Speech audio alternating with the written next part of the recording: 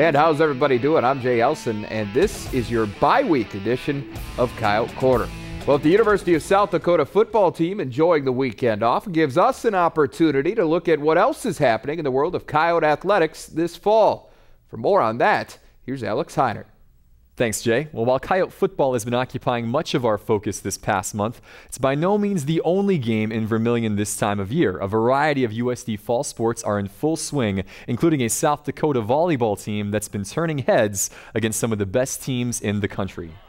2014 has been a season of new beginnings for University of South Dakota volleyball. After the off-season departure of longtime head coach Matt Houck to Minnesota, former Coyote assistant Leanne Williamson has stepped in to lead a team she helped coach to an undefeated home record and a Summit League tournament semifinal appearance last year.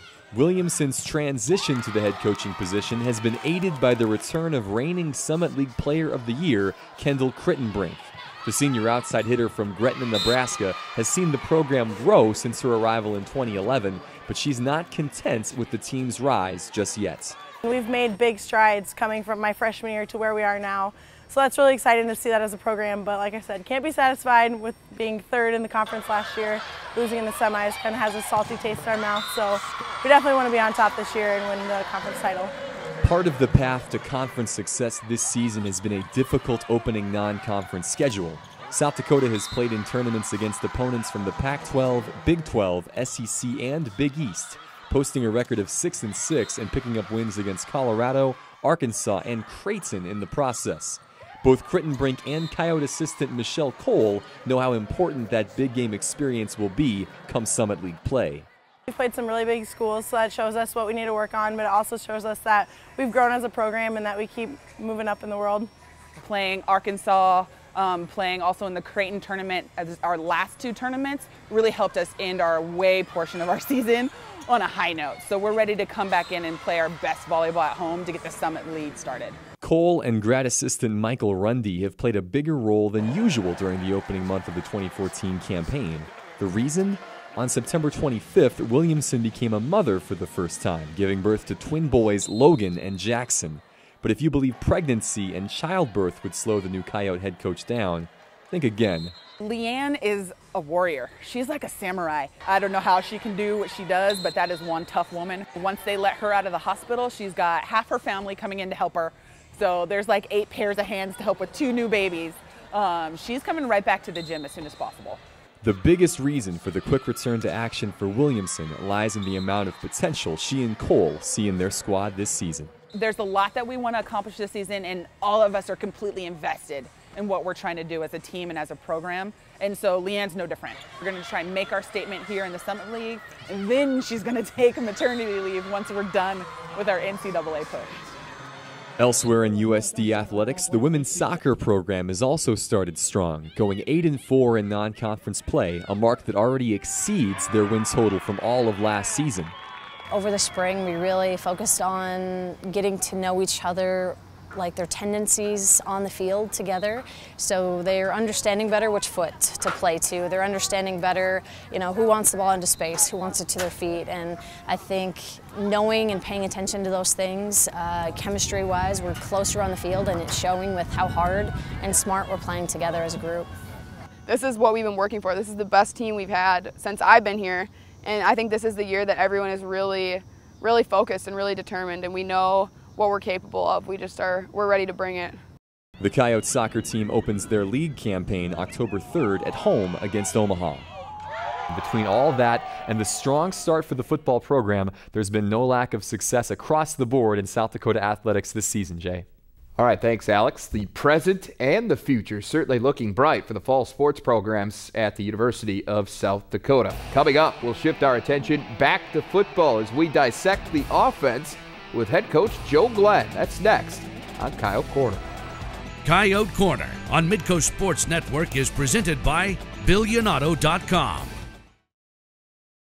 All right, welcome back to Coyote Corner. Jay Elsen joined now by head coach of the University of South Dakota Coyotes, Joe Glenn. And Joe, one of the things the bye week allows you to do is evaluate overall where your football team is at this point in the season. That's what we're going to do right now. We'll start with the offense and quarterback in particular. Ryan Sager has been the guy since Kevin Earl went down with that injury at Oregon. He's got 3 starts under his belt now. Just talk about the progress that you've seen out of him to this point. Well, I really think his mental progress has come a long way from the Montana game where he threw 3 interceptions to this past game last week. He threw no interceptions and ran for 2 himself. So he's finding ways to win, finding ways to protect the team, finding ways to play well within himself, not try and force the ball, being smart about it, and I think that's where he's really improving. As far as Earl now, where's he at in the recovery from that broken thumb, and when do you expect to have him back? I'm saying it'll be 6-7 weeks minimum from the day we broke it at Oregon. So I know Kevin is interested in getting healthy quicker, but it would seem to me there would be some time around homecoming at earliest. But I know he's wishing for before that. Sure. But you want to make sure it's good and ready by the time he comes back. Let's look at the passing game now with the wide receivers. Eric Shuford and Aaron Ramsey, the tight end, have emerged as playmakers for you here in the early part of the season. But Riley Donovan and Josh Vandermonden have been pretty quiet overall, just 13 combined catches to this point. Are you looking for ways to get them more involved? Yeah, we're looking for ways for them to fit into what we're doing. And so far, we haven't really. Riley had a good catch last week for 30-40 yards to set up a touchdown against NAU. But they've covered our deep stuff pretty darn well. So we'll see. We got a lot of guys fighting for playing time at receiver. They're all very capable. It just we got to just keep getting better, every man a Coyote. Let's take a look at the running game now. Coming into the season, a lot was said about the depth this team had at running back, and that quality has certainly shown through here early in the season as the Coyotes have established a pretty potent running game.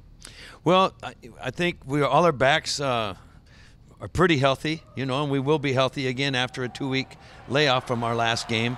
However, I got to hang most of it on the big guys up front. They're really doing a job, led by 2 seniors and junior Derek Chancellor. And we've mixed in a few guys. Mike Heinert's come in and spelled Sam McLaren. So we're getting some guys that are getting rotation. And so I think we're getting better. Our tight ends are good blockers. Our fullbacks are good blockers.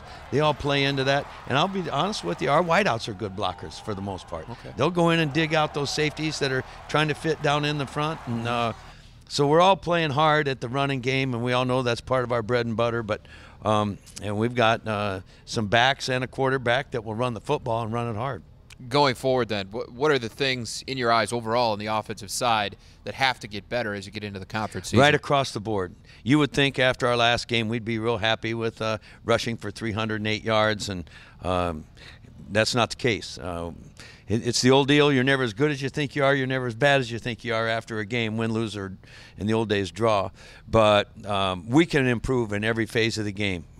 Special teams, we're playing pretty darn good right now, but we can't fumble a punt. Defense, we're playing pretty darn good right now, but we can't give up bombs.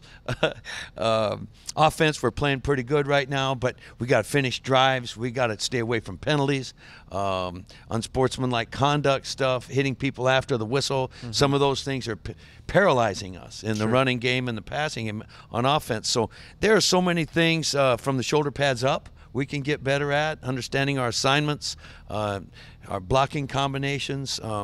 We know we can get better. All right, hang tight, Joe. The Coyotes' defense, as you just mentioned there, has showed a lot of improvement over the past few weeks. Coach Glenn and I are going to look at what's happening on that side of the football when we come back. Coyote Corner on Midco Sports Network is presented by BillionAuto.com.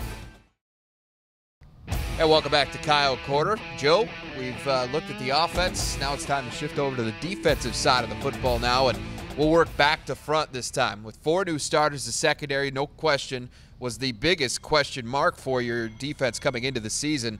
But we've seen them grow up before our eyes here, particularly over the last couple of weeks. Just getting better with every snap, getting better with every game. getting a feel for actually playing college football. I've seen him improve, as you said, right before your very eyes. You know, whether it's tackling, whether it's the angles they're taking, whether it's covering, you can see the confidence start to come as they get a feel for where to line up, alignment, assignment, I always call it. But we're making some big strides, I think, and we'll just keep getting better.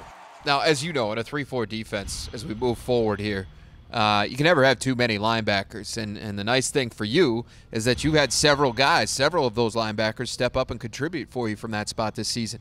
Yeah, I think the surprise, not a surprise to us, but to maybe people inside, is John Wessel. John's probably emerged as one of our top linebackers, along with Austin Johnson. Outside, obviously, Kian Lagi is perhaps the bell cow of our defense, but Jet Moreland on the other side, Ryan Hillier. Our defense is playing a lot of guys. Colin Buscarini, there's another guy that's just been a real spirited linebacker for us. And earned his first start against Northern Arizona. Yes, and he's playing special teams. He was a little dinged up, but I overheard a visit he had with Tim Triplett the other day in Coach's office when I was walking by, and he said, even though I'm beat up, Coach, don't take me off the special teams. I want to be a part of everything, and I want to help. So good for Colin. Yeah, absolutely. Well, the defensive line, it's been well documented. They've taken more than their fair share of lumps to this point in the season. Several guys have missed time due to injury or illness.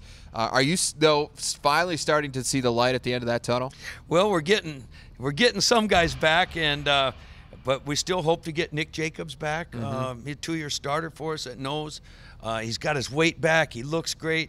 He had some kind of virus that they really couldn't hardly identify in his esophagus, and it got into his spleen, and I think that's what they're trying to really measure now, is how healthy is that. And but we hope for 2 more weeks behind us now before our next game that he'll be good to go. And certainly our young guys, you know, Krolikowski's a freshman, Sutko's a true freshman. Some of those young guys are playing a lot of football against some pretty good teams. And but you gotta love Drew Iddings, the way he's leading the defensive front. He was all over sideline to sideline at Montana, came back and was named Player of the Week defensively in the Missouri Valley Football Conference last week. Again, sideline to sideline. He had in that game 4 tackles for loss, a sack, a quarterback hurry, and then he just pushing the pile in the quarterback's face. They only rushed for, I believe, 63 yards against, maybe 73 yards against the Coyotes last week, and a lot of that is because of Drew Iddings. Yeah, he's looks almost unblockable at times when he's moving that pile. The other guy, Sean Breedle, has been playing well for you as well. He's another guy that's tough. He likes to mix it up, and Sean's playing real well. He had a jump up where he tipped the ball against Northern Arizona, and on his way down to the ground, he caught the ball on the way down. So they're making some plays, and they're getting better every game. Fun to watch. I think Coach Petrino's getting it going. Absolutely. All right, great stuff again, Joe. Thanks for your time. Coming up, producer Alex Heinert steps in to talk about some of the season's standout storylines. That's next on Coyote Corner. Coyote Corner on Midco Sports Network is presented by BillionAuto.com. South Dakota is a quarter of the way through its 2014 schedule. The season's storylines are starting to take shape now. For more on that, we bring back Coyote Corner producer Alex Heinert. And Alex, let's start with the quarterback position. Things really could have derailed after the injury to Kevin Earl, but Ryan Sager's done exactly what a backup is supposed to do. He's kept the team on track, but maybe more importantly, he's maintained the confidence of his coaching staff and his teammates. Yeah, absolutely. I mean, he's 2-1 as a starter now. Again, when Kevin Earl went down in the opening game against Oregon, you know, there was some question about how is this team going to do in their non-conference schedule, a very tough non-conference schedule. And they've really kept things going and haven't missed much of a beat. I give him a lot of credit. And again, I give the guys around him a lot of credit. I think 3 main reasons why he's been successful is they've had a great running game behind him. He's not had to do more than he needs to win games. He's also been given a good game plan. Like they've not asked him to go out there and sling the ball around, you know, 50 times a game. He's managing the game very well, and they've had a great defensive effort. I think surprisingly so. They've been in the game start to finish. There have not been any big holes he's had to crawl out of. They've really been right in the midst of things because the defense is allowing about 21 points a game, and that's pretty good. You're going to win games when you've got that support on that side of the ball. The one time he did face a little adversity on the scoreboard was at Montana a couple of times in the second half. Got down by 2 scores, leads them right down the field, shows a lot of poise, and gets them back within a score late. That team was ranked number 4 in the country at the time, so impressive things to build on for sure for him. going forward. Now, with that said, it's pretty clear that this is still Kevin Earle's job, and when he will be back out there is the only questionable part of this, because the coaches have made no bones about it that when he's ready, it's his job. Right, and I think that's one of the things, no matter how well Ryan plays, and he's played really well. He's made some plays when he's been asked to, certainly with his legs, with his arm when he's needed to, but Kevin Earle was the starter. He took every snap in the spring, took most of the snaps in the fall. He's their guy, and it'll be interesting when he does come back late October, whenever that is, right around the North Dakota State game on October 25th. Whenever that happens, there'll be a bit of a transition and a shift of leadership, but at the same time, I think this team understands that and is ready to succeed when that happens. Yeah, and the funny thing is, Joe commented, Kevin, he's a gamer. He wants to get out there and play as soon as possible. You got to be cautious, though. For him personally and for the team. You certainly don't want to set yourself farther back. So certainly going to want to handle with care. All right, well, Sager hasn't had to do much through the air, as you said a little earlier, because the ground game has been so effective. The Coyotes are averaging just under 241 yards per game. That's third best in the Valley, and maybe the most impressive part of it is the fact that they've done it without a go-to guy. Right. I mean, this has been a running back by committee in every sense of the word, and whether that's been Jasper Sanders or Trevor Bama. Both those guys, by the way, top 10 in the conference right now and rushing right around 70 yards a game. Jordan Roberts filled in great that last game against Northern Arizona when Sanders went down with a shoulder injury. And Sager himself rushed for over 100 yards in that game. Like, they've really gotten it done, and you give credit to those individuals, but you give credit to the offensive line. The tight ends, the receivers, making those things happen downfield, opening up space. That's been the difference for these guys. Yeah, it's been a team effort in that part, no question about it. Well, on the defensive side, we knew it was going to be a work in progress here, but over the past couple of weeks in particular, it seems like progress might be the key word. This group has gotten better all across the board. Yeah, this was the big question mark coming in. A lot of inexperience, certainly in the secondary, but the secondary has been great. They've really answered the bell this year. They shut out William Penn through the air. They shut down a very good Montana team throwing the football.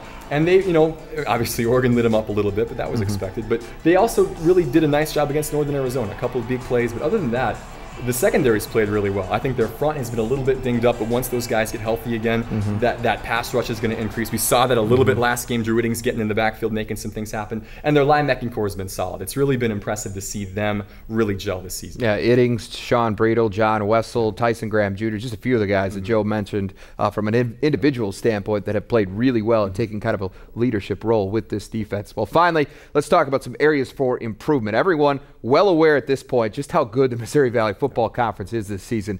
And the Yotes are going to have to clean some things up if they want to be successful in the league. What in that department stands out for you? Well, I think they've got to become a little more two-dimensional on offense. I mean, if they haven't asked Sager to throw the football, they will eventually. He's going to have to put the ball in the air a little more as things go along. I think they have to continue to just build up that defensive front. They got to stop the run a little better. They're last in the league right now, and I think they just have to get healthy. A lot of guys nicked up early in the season. When those guys get back, that's going to continue to help them succeed as the conference schedule opens up. Absolutely. All right, well, the Coyotes will return to action Saturday night with that first conference game at Southern Illinois. We'll preview the first ever meeting with the Salukis next.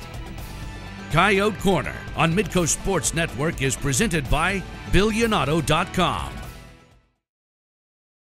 And welcome back. The Coyotes will begin their run through the Missouri Valley Football Conference Saturday night at Southern Illinois, which is the only team in the league they've never faced.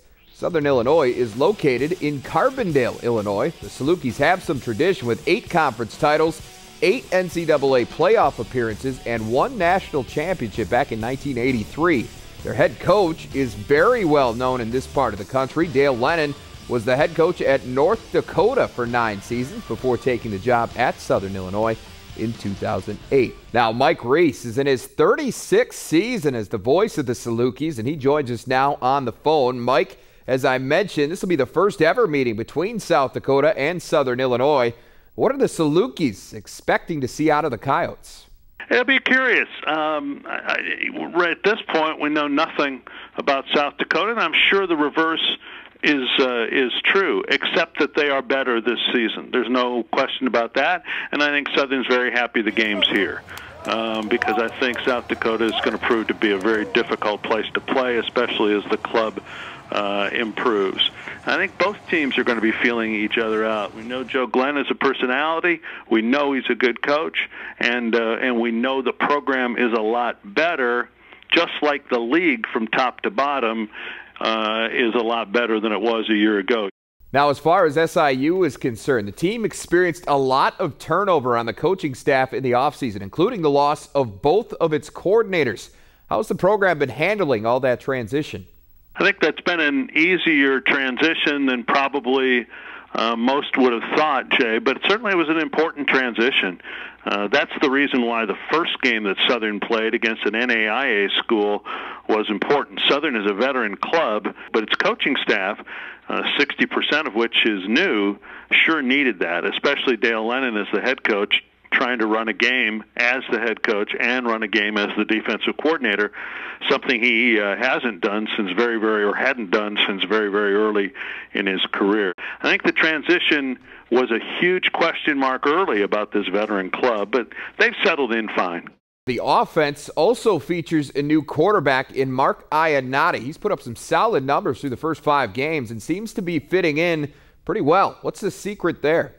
Iannotti does a terrific job and a surprising job, frankly, at distributing the ball. It's one of the things that he's done as a transfer from Eastern Michigan to gain the respect of his teammates, especially Pruitt, who figures to be a draft choice, and he isn't afraid to tell people he wants the ball and needs the ball, and like every receiver, he's always open.